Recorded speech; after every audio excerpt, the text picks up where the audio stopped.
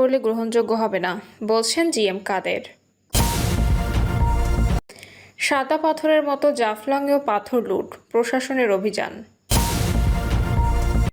জানাবো মুজিবের মূর্তি ভাঙার কালে তাজউদ্দিনের গলায় ফুলের মালা।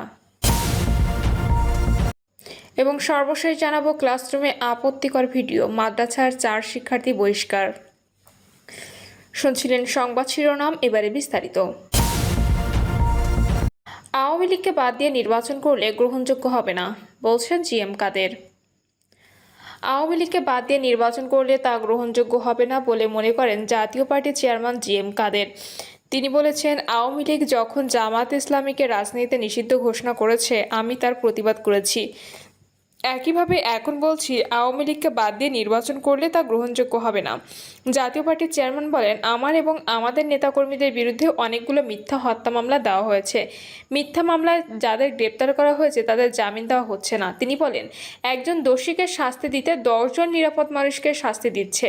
বাড়িঘর ও অফিসে আগুন দিয়ে মামলা হামলা করে আমাদের দমিয়ে রাখতে পারবে না। আমরা বর্তমান সরকারের অপকর্মের বিরোধিতা করছি, ঝুঁকি নিয়ে জনগণের পক্ষে কথা বলছি।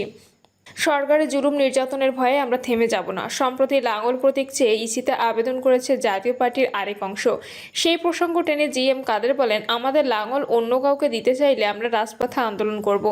যারা ভূমিকা রাখতে পারবে তারাই জাতীয় পার্টির প্রকৃত নেতা। সাদা পাথরের মতো জাফলংয়েও পাথর লুট, প্রশাসনের অভিযান।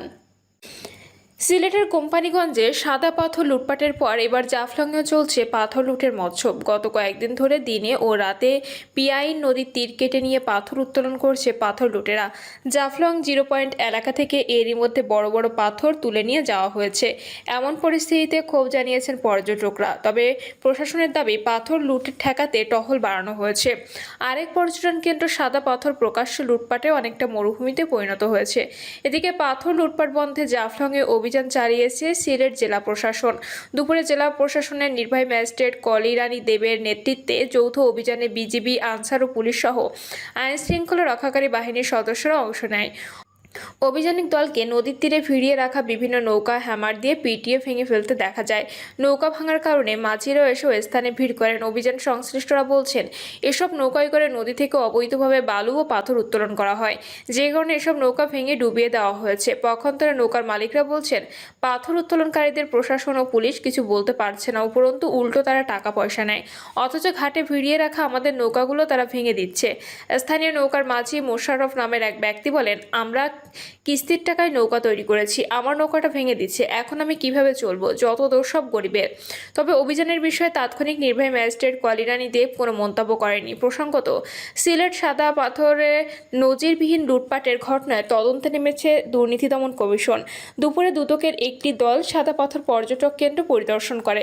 পাথর লুটপাটের বিষয়ে দুদক কর্মকর্তা সাংবাদিকদের বলেন, আমরা তথ্য উপাত্ত সংগ্রহ করেছি, স্থানীয়দের সঙ্গে কথা বলেও অনেক তথ্য পেয়েছি। ঘটনাস্থল পরিদর্শন শেষে পুলিশ ও প্রশাসনের দায় রয়েছে মন্তব্য করেন দুদক কর্মকর্তারা। মুজিবের মূর্তি ভাঙার কালে তাজউদ্দিনের গলায় ফুলের মালা। প্রায় 1.5 সহস্রাধিক ছাত্র জনতার প্রাণকেন্দ্রে নিয়ে সবশেষে ফ্যাসিস্ট শেখ হাসিনা ভারতে পালিয়েছেন 5ই আগস্ট দুপুরে। এ খবর ছড়িয়ে পড়তে দেশজুড়ে রাজপথে নেমে আসে লাখো লাখো মানুষ। আগের কয়েকদিন হাসিনার লেলিয়ে দেওয়া পুলিশ সহ আইন শৃঙ্খলা বাহিনী ও তার দল আওয়ামী লীগের ক্যাডাররা আগ্নেয়াস্ত্র হাতে যে হত্যার নির্যাতন চালিয়েছে তার বিরুদ্ধে ক্ষোভের বিস্ফোরণ ঘটে গেছে ততক্ষণে। স্বজন হারানোর লোকজন সহ বিক্ষুব্ধরা আওয়ামী লীগের কার্যালয় সহ তাদের দলের লোকজনের বিভিন্ন স্থাপনায় ভাঙচুর চালাতে থাকে। হাসিনার ফ্যাসিবাদের প্রতীক হয়ে ওঠা তার বাবা শেখ মুজিবুর রহমানের বিভিন্ন মূর্তি ভাস্কর্য ভাঙচুর হতে থাকে দেশের বিভিন্ন স্থানে। ঠিক এই সময়টায় ভিন্ন চিত্র দেখলেও গাজীপুরের কাপাসিয়ার মানুষ। সেদিন আওয়ামী লীগেরই আরেক প্রয়াত নেতা, দেশের প্রথম প্রধানমন্ত্রী তাজউদ্দিন আহমেদ ভাস্কর্য পেয়েছে শ্রদ্ধা। জনতা তার গলায় দিয়েছে ফুলের মালা। এখনো পর্যন্ত সেই ভাস্কর্য কাপাসিয়ায় দাঁড়িয়ে আছে মাথা উঁচু করে। আন্দোলনকারী শিক্ষার্থীরা বলছেন, 24শে জুলাইয়ের বৈষম্য বিরোধী ছাত্র জনতা কোনো দেশপ্রেমিককে নয়, উৎখাত করেছে স্বৈরাচারী শাসককে, ফিরিয়ে দিয়েছে স্বাধীনতা। বৈষম্য বিরোধী ছাত্র আন্দোলনকারীদের সাহসিকতার মানুষ নতুন করে মুক্ত হয়েছে, ফিরে এসেছে গণতন্ত্র। তারা বলছেন, তাজউদ্দিন আহমেদ আওয়ামী লীগের রাজনীতির সঙ্গে থাকলেও দলমত নির্বিশেষে মানুষ তাকে ভালোবাসে। এর প্রমাণ জুলাই গণঅভ্যুত্থানকালে ছাত্র জনতার পাহারায় রক্ষা করা যায় তার ভাস্কর্য। স্বৈরাচারী সরকারের দেশত্যাগ ও পতনের পর ছাত্র জনতা গাজীপুরের কাপাসিয়ায় শহীদ তাজউদ্দিন আহমেদের ভাস্কর্যের সামনে আনন্দ উল্লাস করে। তাজউদ্দিন ভাস্কর্যে গলায় পরিয়ে দেওয়া হয় ফুলের মালা। শহীদ তাজউদ্দিন আহমেদকে বাংলাদেশের স্বাধীনতা যুদ্ধের অকুতোভয় সৈনিক ও জাতির উজ্জ্বল নক্ষত্র হিসেবে স্মরণ করা হয়। 24শে জুলাইয়ের প্রথম আন্দোলন শুরু হয়েছিল সরকারি চাকরিতে কোটা সংস্কারের দাবিতে, কিন্তু সেই আন্দোলন ঠেকাতে স্বৈরাচার শেখ হাসিনার নির্দেশে চালানো হয় গুলি। এতে নিহত হয় নিরীহ ছাত্র সাধারণ জনতা। ঠিক তখনই হৃদয়ে রক্তক্ষরণ হয় সাধারণ জনতার। ক্ষোভে ফেটে পড়ে দেশের জনগণ। ছাত্রদের সঙ্গে আন্দোলনে যোগ দেয় সব শ্রেণী পেশার মানুষ। শুরু হয় ছাত্র জনতার গণঅভ্যুত্থান। এই গণঅভ্যুত্থান দমনে হাসিনা পুলিশ, র্যাব, বিজিবির পাশাপাশি নিজ দলের ক্যাডারদেরও আগ্নেয়াস্ত্র হাতে রাজপথে নামিয়ে দেয়। তাদের গুলিতে রক্তাক্ত হয় রাজধানী থেকে প্রত্যন্ত জনপদও। তবুও অভ্যুত্থান দমন করা যায়নি। 5ই আগস্ট পতন হয় 17 বছর একটানা ক্ষমতায় থাকা আওয়ামী লীগের সরকারের। দেশ ছেড়ে পালিয়ে ভারতে যান দলের প্রধান ও ফ্যাসিবাদী সরকারের প্রধানমন্ত্রী শেখ হাসিনা। আত্মগোপনে চলে যায় দলটির নেতাকর্মীরা, গ্রেপ্তারও হয় অনেকে। ইতিহাস বলে, আওয়ামী লীগ গঠিত হওয়ার শুরু থেকে তাজউদ্দিন আহমেদ দলের প্রতিষ্ঠাকালীন সদস্য এবং 1964 থেকে 1970 সাল পর্যন্ত আওয়ামী লীগের প্রাদেশিক সাধারণ সম্পাদক ছিলেন। তিনি ছিলেন শেখ মুজিবুর রহমানের ঘনিষ্ঠ সহচর। তবু দলমত নির্বিশেষে এখনও মানুষ তাকে ভালোবাসে ও শ্রদ্ধা করে। এই দৃষ্টান্ত উদাহরণ 24-এর গণঅভ্যুত্থান। হাসিনার ফ্যাসিবাদের দমন পীড়নের ক্ষোভ থেকে আওয়ামী লীগ সরকারের বিভিন্ন নেতাকর্মীর স্থাপনা সরকারি প্রতিষ্ঠান গাজীপুরে আনসার একাডেমিতে শেখ মুজিবের ভাস্কর্য, শেখ হাসিনা ও শেখ রেহানার বাংলো বাড়ি যখন ভাঙচুর করা হয়, ঠিক তখন আনন্দ উল্লাসের মধ্যে তাজউদ্দিন আহমেদ ভাস্কর্যে ফুলের মালা পরিয়ে দেয় ছাত্র জনতা। গুণী ও স্বচ্ছ রাজনীতির কারণে মৃত্যুর পরেও মানুষ তাকে এখনও স্মরণ করে ও ভালোবাসে। তাজউদ্দিন আহমেদ ছিলেন বাংলাদেশের প্রথম প্রধানমন্ত্রী। তিনি 1925 সালে 23শে জুলাই গাজীপুরের কাপাসিয়া উপজেলার দরিয়া এলাকায় জন্মগ্রহণ করেন।